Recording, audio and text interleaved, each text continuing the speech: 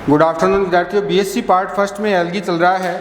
पिछली क्लास में हम रिप्रोडक्शन के बारे में पढ़ चुके हैं। आज मैं आपको बताऊंगा शैवालों की कवकों से समानताएं और असमानताएं, और इसके साथ साथ ही कवकों के अलावा ब्रायोफाइट से इसकी समानता और असमानता, क्योंकि इनमें से क्वेश्चन आते हैं एग्ज़ाम में, कन्फर्म आते हैं। हर बार फंजाई के साथ भी पूछ लेता है या फिर ब्रायोफाइट के साथ भी पूछ लेता है।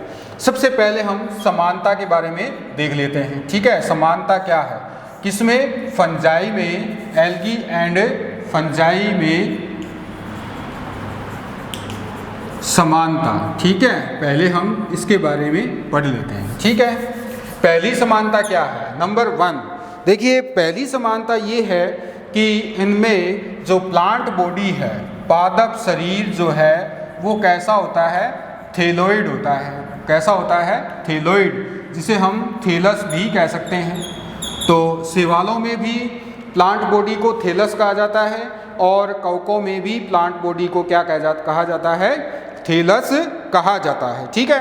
लैंगिक अंग जो है, कुछ सदस्यों को अगर छोड़ दिया जाए, कुछ सदस्यों को अगर छोड़ दिया जाए, कौन से सदस्यों को? जैसे एल्गी में कारा होता है, उसको अगर छोड़ दिया जाए तो कुछ सदस्यों को छोड़ दिया जाए, ठीक है। कुछ सदस्यों को छोड़कर दोनों में, दोनों किसमें? एल्गी में और फंजाई में, दोनों में रिप्रोडक्टिव ऑर्गन, दोनों में रिप्रोडक्टिव ऑर्गन कैसे होते हैं? यूनिसेलुलर होते हैं, ठीक है। यूनिसेलुलर होते हैं, एक कोशिकीय होते हैं। क्लियर? दोनों तरफ के कुछ मेंबर्स को अगर छोड़ दिया जाए तो इनमें कैसे होते हैं? ये यूनिसेलुलर सेक्स ऑर्गन जो हैं वो यूनिसेलुलर होते हैं और नॉन जैकेटेड होते हैं, ठीक है। एंड ये अनकवर्ड होते हैं। अनकवर्ड का मतलब ये कैसे होते हैं? इनके बाहर बंध्य आवरण नहीं पाया जाता है, ठीक है। तीसरी जो समानता है वो ये है कि दोनों ही बीजाणुओं द्वारा अनुकूल परिस्थितियों में, बीजाणुओं द्वारा अनुकूल परिस्थितियों में क्या करते हैं? अलैंगिक जनन करते हैं, ठीक है। दोनों में ही अनुकूल परिस्थितियों में क्या होगा? अलैंगिक जनन। किसके द्वारा? बीजाणुओं द्वारा। जैसे जो एल्गी है उसमें मैंने आपको बताया था चल बीजाणु बनता है, चल बीजाणु बनता है, सुप्त बीजाणु बनता है, ठीक है। बहुत सारे बीजाणु बन रहे थे। इसी तरह से कॉनिडिया है, जो स्पोर हैं वो कहाँ बनते हैं? फंजाई में भी बनते हैं, ठीक है। फंजाई में भी बेसिडियोस्पोर भी बनता है, ठीक है। कॉनिडियोस्पोर भी बनता है। तो इस तरह से वहाँ पर भी बीजाणुओं का निर्माण अलैंगिक प्रोसेस के दौरान होता है। चौथी और अंतिम समानता ये है कि दोनों में ही भ्रूण नहीं बनता है। भ्रूण नहीं बनेगा दोनों में ही, ठीक है। दोनों में ही बनने वाले जायगोट सीधे ही आगे अंकुरित होकर के नया पादप या नया थैलस बना लेते हैं। भ्रूण का निर्माण इनके अंदर नहीं होता है, ठीक है। तो ये अभ्रूणीय पादप हैं, इनको अभ्रूणीय पादप भी कह सकते हैं। ये निम्न श्रेणी के पादपों में आते हैं। पहली समानता, प्लांट बॉडी दोनों की थैलोइड होती है। दूसरी, कुछ सदस्यों को छोड़ दिया जाए तो रिप्रोडक्टिव ऑर्गन्स जो हैं वो नॉन जैकेटेड होते हैं, यानी कि बाहर की ओर उनके जैकेट नहीं पाई जाती, और साथ ही साथ यूनिसेलुलर होते हैं। बीजाणुओं द्वारा अनुकूल परिस्थितियों में अलैंगिक जनन होता है, दोनों ही तरफ बीजाणुओं का निर्माण होता है। तो उससे आगे अलैंगिक जनन कंप्लीट होता है और दोनों में ही भ्रूण का निर्माण नहीं होता है। अब एल्गी और फंजाई में कुछ अंतर देख लेते हैं, क्या क्या है। ये तो समानता हो गई, लेकिन अंतर भी हमें पता होना चाहिए। ज़्यादातर अंतर ही पूछे जाते हैं। तो दोनों में डिफरेंस क्या है? पहला है यहाँ पर, ये है एल्गी, और दूसरा है इधर फंजाई, ठीक है। दोनों में असमानता देखिए क्या है। देखिए, जो शैवाल हैं वो जल में, भूमि पर और उच्च पादपों पर पाए जाते हैं, यानी लगभग ये कैसे होते हैं? पहली बात तो ये कि ये स्वपोषी होते हैं। कैसे होते हैं? स्वपोषी होते हैं। ये स्वपोषी होते हैं, ठीक है, क्योंकि ये जल में पाए जाते हैं, जल के साथ साथ ये भूमि पर और उच्च पादपों पर भी पाए जाते हैं। ये तो स्वपोषी होते हैं, परंतु ये कैसे हैं? ये परजीवी व मृतोपजीवी होते हैं, ठीक है, परजीवी व मृतोपजीवी होते हैं। पैरासिटिक भी होते हैं और सेप्रोफाइटिक भी होते हैं। क्लियर? दूसरा,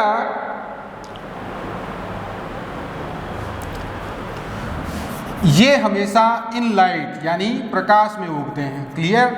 ये एल्गी जो है प्रकाश में उगती है, और जो फंजाई है वो डिफ्यूज का मतलब होता है हल्का प्रकाश, डिफ्यूज लाइट। इन डिफ्यूज लाइट और डार्क, ठीक है, या तो हल्के प्रकाश में या फिर अंधेरे में उगने वाले पादप हैं। तीसरा जो आता है वो है, इसके अंदर अंतर वो ये है कि जो एल्गी है वो ट्रू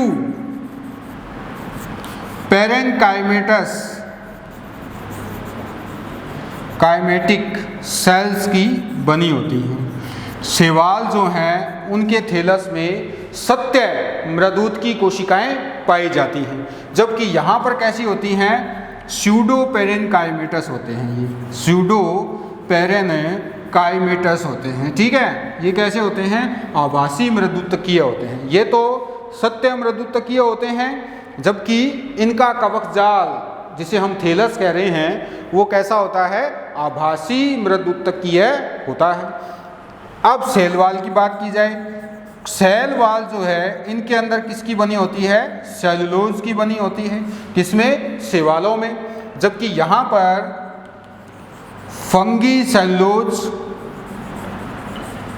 और अधिकतर एंड काइटिन की बनी होती है। शैवालों की कोशिका भित्तियाँ किसकी बनी होती है? काइटिन की बनी होती है। ये आपको याद रखना है।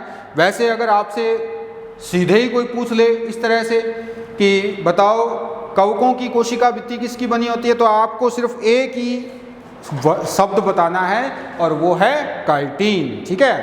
अगला जो अंतर है वो आता है chlorophyll and other pigments absent, ठीक है। ये कैसे होते हैं?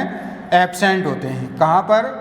सॉरी, इसमें तो होते हैं, इसमें तो प्रेजेंट होते हैं। क्लोरोफिल और अन्य पिगमेंट कहाँ होते हैं प्रेजेंट? ये एल्गी में प्रेजेंट होते हैं। मैंने इधर फंजाई समझ लिया था, तो इधर क्या है? ये तो प्रेजेंट होते हैं, जबकि वहाँ पर ये एब्सेंट होते हैं, ठीक है। शैवालों में तो वर्णक पाए जाते हैं, chlorophyll A, B, C, D और ई सभी पाए जाते हैं। इसी तरह से अन्य वर्णक पाए जाते हैं जिसमें कैरोटीनॉइड होते हैं, जैंथोफिल होता है, कैरोटीन होती है, अधिकतर बीटा कैरोटीन होती है, ठीक है। अधिकतर फ्लेवोजैंथीन, जियाजैंथीन, फ्लैविसिन ये जैंथोफिल होते हैं। और फाइकोबिलीन्स होते हैं एल्गी में। कौन कौन से? C phycoerythrin, C phycocyanin, R phycoerythrin, R phycocyanin, beta phycoerythrin, allo phycocyanin, ये 6 प्रकार के होते हैं, ठीक है। तो इस तरह से शैवालों में तो पाए जाते हैं वर्णक, जबकि कवकों में नहीं।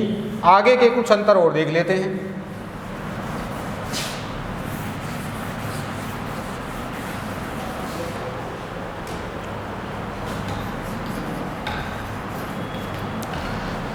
अगला अंतर क्या कहता है? अगला ये कहता है, ये मैं आपको बता चुका हूँ वैसे, कि ये तो कैसे होते हैं? ये तो होते हैं ऑटोट्रॉफिक। ये तो ऑटोट्रॉफिक होते हैं। ऑटोट्रॉफिक यानी स्वपोषी होते हैं। और ये कैसे होते हैं? ये होते हैं परपोषी। ये हेटेरोट्रॉफ्स होते हैं, ठीक है। हेटेरोट्रॉफ्स होते हैं या हेटेरोट्रॉफिक होते हैं। क्लियर? अगला आता है संचित भोजन क्या होता है? यहाँ पर स्टोरेज फूड मटेरियल क्या होता है? यहाँ पर होता है स्टार्च। क्या होता है? स्टार्च होता है। नॉर्मली क्या होता है? स्टार्च। और यहाँ पर क्या होता है? ग्लाइकोजन होता है, ठीक है। ये मोस्ट इंपॉर्टेंट क्वेश्चन है, ये वाइवा में भी बहुत बार पूछा जाता है। कवकों में संचित भोजन क्या होता है? ग्लाइकोजन होता है। जैसे जंतुओं में होता है ना ग्लाइकोजन, उसी तरह से कवकों में भी क्या है? ग्लाइकोजन है। जबकि शैवालों में क्या होता है? स्टार्च होता है।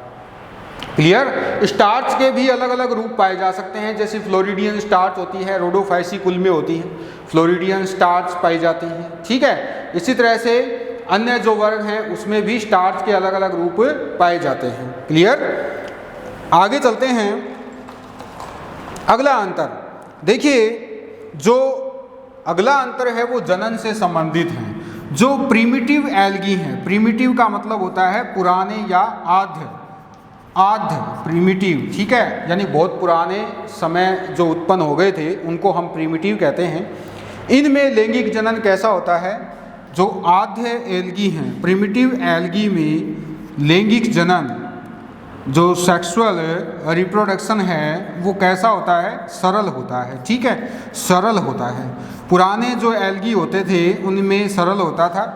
पुराने एल्गी का मतलब जो वर्ग सबसे पहले बना है उसके अंदर लैंगिक जनन की प्रक्रिया सरल है। ठीक है, लेकिन जैसे जैसे ऊपर की ओर जाते हैं उच्च वर्ग की तरफ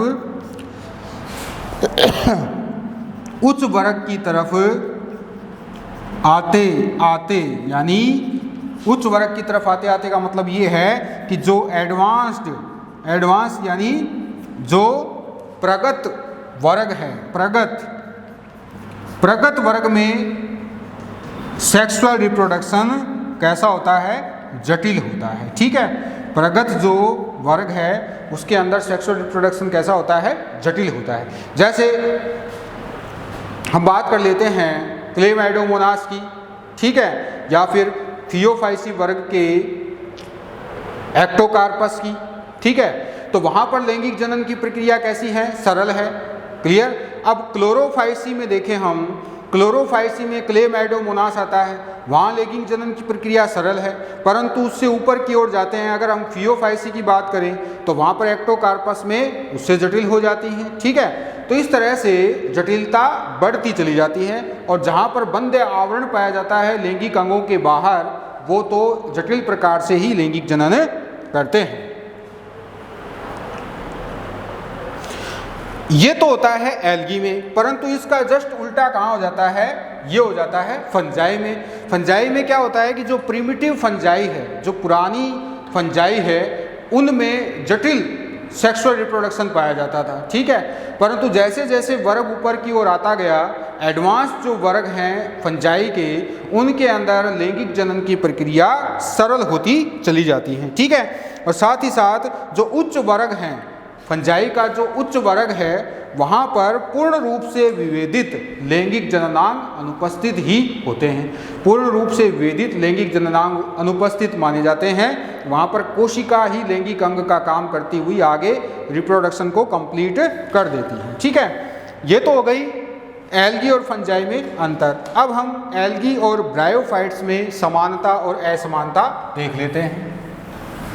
देखिए, पढ़ने को तो ये आप अपनी किताब से भी पढ़ सकते हो, परंतु साथ साथ अगर क्लास में इस तरह का काम हो जाए और उससे कुछ बातें आपको वर्बली याद हो जाती हैं, पढ़ने को तो आप ये किताब से भी पढ़ सकते थे, परंतु अंतर को थोड़ा बहुत समझना भी ज़रूरी होता है।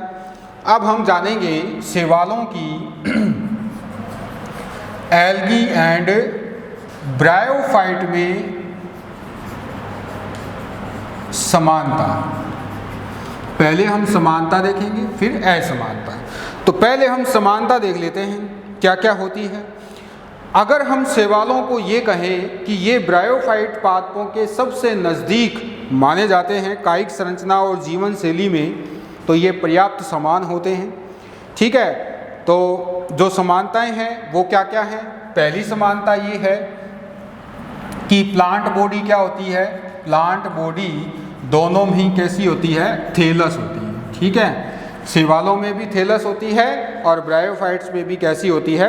थैलस होती है। दोनों ही कैसे होते हैं? ऑटोट्रॉफ्स होते हैं, यानी अपना भोजन स्वयं बना सकते हैं। ऑटोट्रॉफ्स होते हैं, अपना भोजन स्वयं बनाने वाले होते हैं। दोनों ही, ब्रायोफाइट भी अपना भोजन स्वयं बना सकते हैं और एल्गी तो अपना भोजन स्वयं बनाते ही हैं। क्लियर? इसके अलावा जो क्लोरोफिल है एंड अदर पिगमेंट्स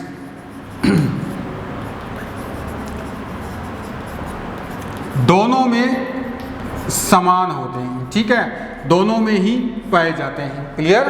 क्लोरोफिल जो है वो ए बी ब्रायोफाइट में भी होता है और क्लोरोफिल ए बी एल्गी में भी होता है।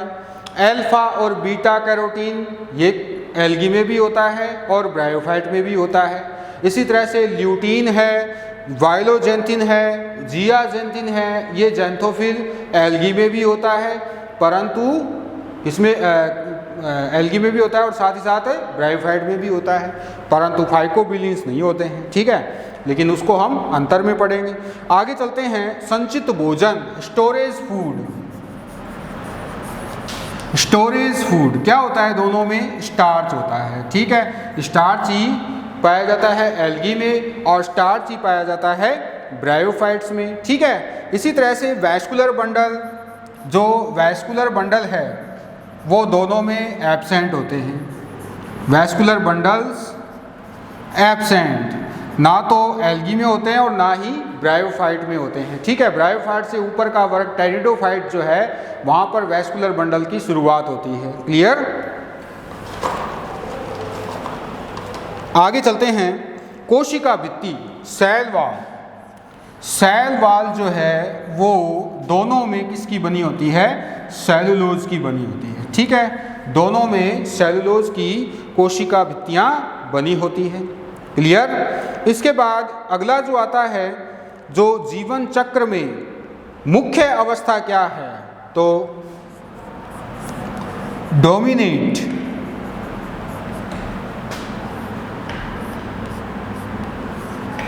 जनरेशन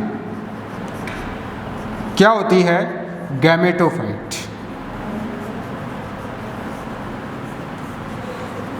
दोनों में ही गैमेटोफाइट जो है मुख्य अवस्था मानी जाती है।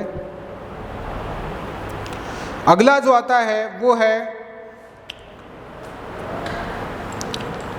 एंथ्रेजोइड से संबंधित है। एंथ्रेजोइड दोनों में ही कैसे होते हैं? ये मोटाइल होते हैं, ठीक है, मोटाइल माने गतिशील होते हैं, एंड फ्लैजिलेटेड होते हैं। फ्लैजिलेटेड होंगे तभी ये गति करेंगे। तो ये देखिए आप, फ्लैजिलेटेड हैं, दोनों में ही मोटाइल हैं और दोनों में ही फ्लैजिलेटेड हैं। इसी तरह से कशाभिकाएँ दोनों में पाई जाती हैं। कौन से प्रकार की? विप्लेस प्रकार की। फ्लेजेला, फ्लेजेला दोनों में विप्लेस प्रकार की फ्लेजेला कॉमन होती है, ठीक है। वैसे शैवालों में दोनों प्रकार की पाई जाती हैं। कशाभिकाएँ विप्लेस भी होती हैं और टिंसेल प्रकार भी होता है, लेकिन चूंकि अब दोनों की बात चल रही है तो दोनों में समान कशाभिका कौन सी होती है? विप्लेस होती है। विप्लेस ही पाई जाती है कहाँ पर? एल्गी में, और विप्लेस ही पाई जाती है, विप्लेस कहाँ पाई जाती है? ब्रायोफाइट में भी पाई जाती है, ठीक है। अगला आता है नेक्स्ट नंबर, फर्टिलाइजेशन। फर्टिलाइजेशन कहाँ होता है? इन वाटर, ठीक है, या in the presence of water, ठीक है, यानी जल की उपस्थिति में निषेचन होता है। एल्गी में भी जल की उपस्थिति में होता है और ब्रायोफाइट में भी जल की उपस्थिति में निषेचन होता है, ठीक है। तो इस तरह से ये हैं एल्गी और ब्रायोफाइट के समान लक्षण। दोबारा से देख लेते हैं। प्लांट बॉडी दोनों में ही कैसी होती है? थैलस प्रकार की होती है। वास्तविक मृदूत की कोशिकाएं होती हैं, जबकि ध्यान रखना है आपको, एल्गी में वास्तविक मृदूत की नहीं होती, जिसमें फंजाई में वास्तविक मृदूत की नहीं होती है, वहाँ पर कैसी होती हैं? सूडो पैरेन्काइमेटस होती हैं। जबकि एल्गी एंड ब्रायोफाइट में कैसी हैं? ये प्लांट बॉडी थैलोइड प्रकार की और सभी कोशिकाएं वास्तविक मृदूत की कोशिकाएं होती हैं। दोनों ही एल्गी एंड ब्रायोफाइट दोनों ही ऑटोट्रॉफ्स होते हैं, स्वयं पोषी पादप हैं। तीसरा, क्लोरोफिल और अन्य वर्णकों में फाइकोबिलिन्स को छोड़ दिया जाए तो बाकी के जो वर्णक हैं जिनमें आते हैं अल्फा एंड बीटा कैरोटीन, ठीक है, क्लोरोफिल ए एंड बी, और उसके साथ साथ ल्यूटीन, जियाजेंथिन, वाइलोजेंथिन, ये सारे एल्गी और ब्रायोफाइट में कॉमन होते हैं। ठीक है, स्टोरेज फूड एल्गी में भी स्टार्च है और ब्रायोफाइट में भी स्टार्च है। वैस्कुलर बंडल दोनों में ही नहीं होते हैं क्योंकि निम्न स्तरीय पादप हैं, ये उच्च स्तरीय पादप नहीं है। जो निम्न स्तरीय पादपों में सबसे निम्नतम श्रेणी में आते हैं, सबसे निम्नतम श्रेणी में वैसे क्या आते हैं, इससे अगर ब्रायोफाइट की अगर तुलना की जाए एल्गी के साथ, तो एल्गी जो है वो ब्रायोफाइट से निम्न पादप है। ठीक है, ब्रायोफाइट उससे आगे के निम्न पादप हैं और उससे आगे के टेरिडोफाइट हैं। तो टेरिडोफाइट में जाकर के वैस्कुलर बंडल का बनना शुरू होता है। ऑर्गन ऑफ वैस्कुलर बंडल कहाँ है? टेरिडोफाइट में। तो ब्रायोफाइट में भी वैस्कुलर बंडल नहीं है और ना ही एल्गी में वैस्कुलर बंडल है। कोशिका भित्ति दोनों में ही सेलुलोज की बनी होती है। डोमिनेट जनरेशन क्या होती है? जो प्रधान अवस्था है, प्रधान अवस्था क्या है? गैमेटोफाइट है। और दोनों ही में एंथ्रेजोइड जो पूम अणु बनते हैं, लैंगिक प्रावस्था या लैंगिक जनन के दौरान जो पूम अणु बनेंगे, वो पूम अणु दोनों में ही कैसे होते हैं? मोटाइल एंड फ्लैजिलेटेड, यानी कि कशाभिकीय होते हैं। फ्लैजेला विप्लेस प्रकार की पाई जाती है, दोनों में कॉमन है। वैसे विप्लेस के साथ साथ टिंसल प्रकार की एल्गी में भी पाई जाती है। और फर्टिलाइजेशन दोनों में ही जल की उपस्थिति में होता है। ठीक है, तो आज के लिए बस इतना ही। कल हम दोनों के अंतरों के बारे में जानेंगे क्योंकि टाइम कम है इसलिए हो नहीं पाएगा। तो बाकी की क्लास कल। Thank you.